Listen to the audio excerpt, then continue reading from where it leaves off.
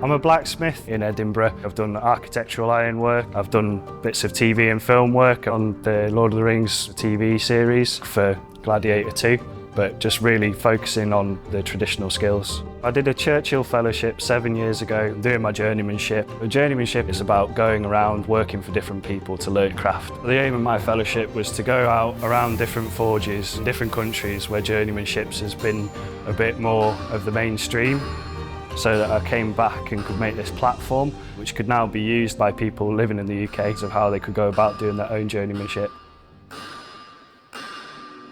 Having worked in the industry for X amount of years, I felt it's important to ask yourself as a craftsperson what's the relevance of what you do. I set up a community interest company. The idea was that we could create a space where people could come in and learn some blacksmithing skills. We've had the first apprentice working for us for nearly 2 years.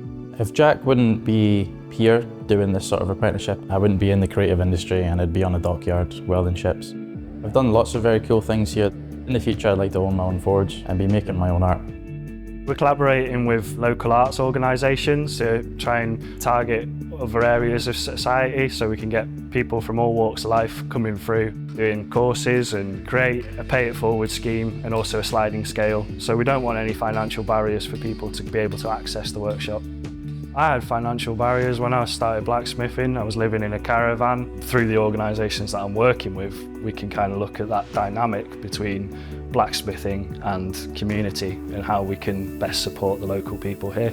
The Churchill Fellowship was great because it really snowballed what I was doing. My advice to anyone thinking of doing a fellowship would be just to have a go. It can kind of elevate you in a different direction. You've got a sudden life-changing experience.